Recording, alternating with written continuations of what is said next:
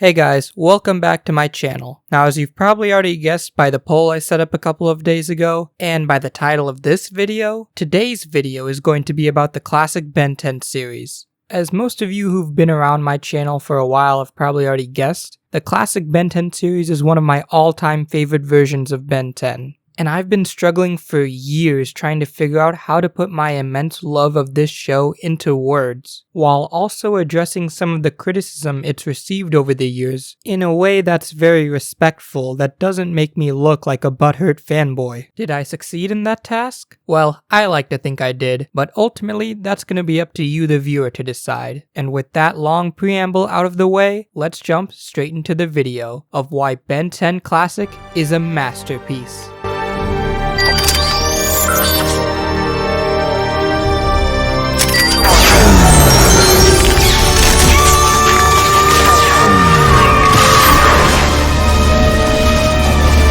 Alright, the first thing that I think the classic series really excelled at was its format. I love the way the classic series is formatted as an episodic TV series, reminiscent to the kind of storytelling found in comic books, where each episode or installment is its own standalone story that doesn't require you to have watched any of the other episodes to understand what is happening. I know that nowadays most people don't really like this style of storytelling, but me personally, I've always really loved it because it makes every episode feel unique and interesting, and lets the writers veer off into numerous different interesting directions that don't really have to connect with one another all the time. Nowadays, when I sit down to watch a TV show, I don't really get that. I get one consistent plotline with very little divergence from the plot that oftentimes needs to be binge-watched over the course of many hours, and usually most of the most engaging and entertaining stories are towards the end of the series due to how much build-up has been put into them, which oftentimes leaves that middle chunk of the series feeling kind of boring, or at the very least like it's just meandering along till it gets towards the end. The original Ben 10, on the other hand, doesn't really have this problem, and lets you sit back and watch as many or as little episodes as you want, and they're all only around 20 minutes long, and each have a completely unique story from one another. You could go from watching Ben facing down Vilgax, the world-conquering monster, to another fun little episode where Ben has to escape a video game. It's all just so very unique, and in my opinion, it's a lot more fun to watch the classic series than most other shows because you never know what you're going to get out of each episode. It helps too that the show really feels like it's built around this format, instead of having to fight against it like other shows at the time did. It sees the main characters going from place to place due to being on a summer road trip,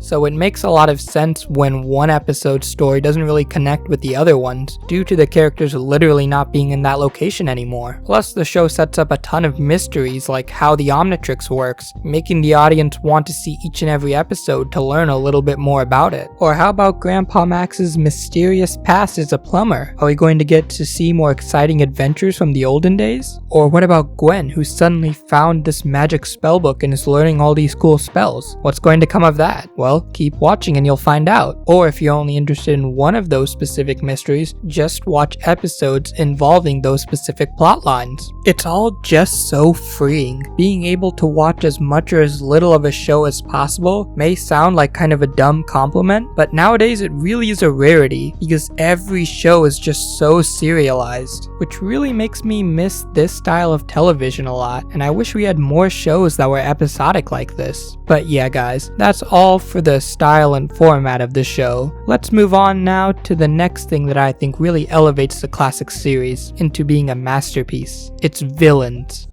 It's your choice, you or them.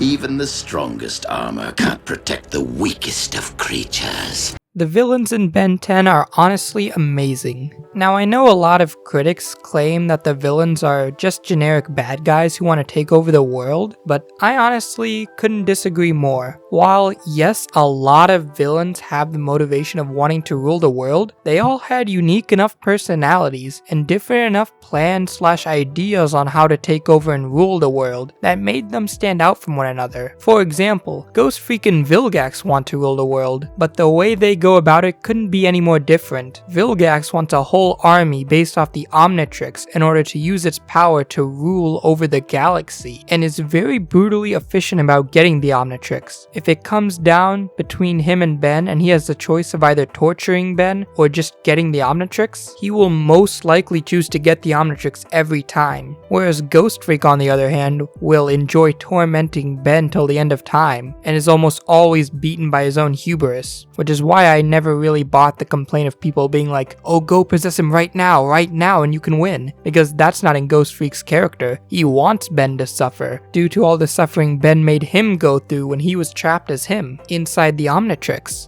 But enough about Ghost Freak. Let's talk a little more about Vilgax for a minute. Now, I've heard one too many times that Vilgax is a simplistic villain. Now, thankfully this criticism has died out a little bit, but I just want to mention this real quick here and say, some villains really don't need to have that much of a complex backstory. And in Vilgax's case, I always saw him more as a force of nature, like say Sauron from the Lord of the Rings, than a character like Joker or Kevin in this series that's meant to have a complex backstory or be a major foil to Ben. Having said that though, I will admit that his best use comes in Secrets, where he's a mysterious, menacing, and threatening presence all throughout. And the reason why I don't think the whole character argument works for him is because here in Secrets, he manages to be more than what people make him out to be. He directly challenges Ben's idea of using the watch as a good thing and claims that it's a waste of its power, kind of showing a differing philosophy from Ben, something I wish was used more for his character so there could have been more of a back and forth between the two. And similarly, I really think they should have gone more in depth with his past with Grandpa Max. Having Vilgax be more of a Grandpa Max villain could have been interesting, and I especially love the way it's used in Secrets, because if you just randomly heard the idea that, oh, this random squid monster has a connection to this old guy who's Ben's grandpa, you probably wouldn't think that was a very good idea, but the way that idea is executed in Secrets is genius. Grandpa Max gives us very subtle and unsubtle hints that he knows who Vilgax is, and he has a weapon that's hidden in Mount Rushmore that he races to get when he hears Vilgax is coming, and upon getting it and using it on Vilgax, we see that Vilgax instantly recognizes Grandpa Max, immediately giving us an air of mystery as to what exactly happened between these two characters, which only heightens the tension of the episode, which is already set to an 11 when Ben gets captured by Vilgax and sent to his ship. Sorry if I'm rambling here, but Vilgax's use in Secrets is just the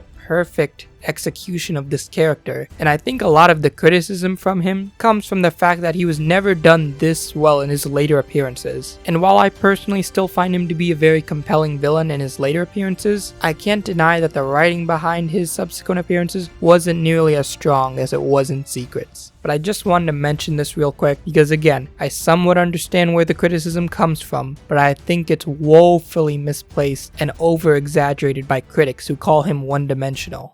Okay guys, I'm really sorry, but currently I've been having some difficulties formatting this video and trying to figure out how to put all my love of the classic series into words, so I think what I'm gonna do is split this up. I know this video wasn't very long, and part of that is because I've been rushing through it super fast to try to get it done on time. But the other reason for that is that I recently started up a new job, and I gotta be there every 5 p.m. to 10 p.m. And I've been super tired, and I overslept today. There's a ton of stuff going on. Basically, I wasn't able to schedule enough time to record. So I think the best thing to do for right now is to release this part and then work on part 2, which will definitely be much longer than this one, so I can fully go over all of my favorite classic series villains, as well as talk about everything else I want to talk about regarding the classic series. And I also need to schedule some time to rewatch it so I can have everything more fresh in my head as I go throughout so I don't miss anything. So yeah, I'm really sorry about how this turned out. I promise the part 2 will be out as soon as I possibly can put it out, but for right now I think I'm just gonna end this with a little montage thing I put together and call it a day. Please subscribe if you're interested in the second part, or tell me if you want a different video. If it's shorter and I can make it faster, I'll do that for you guys as a kind of apology. But for now though, have a great day guys. I'll see you again real soon.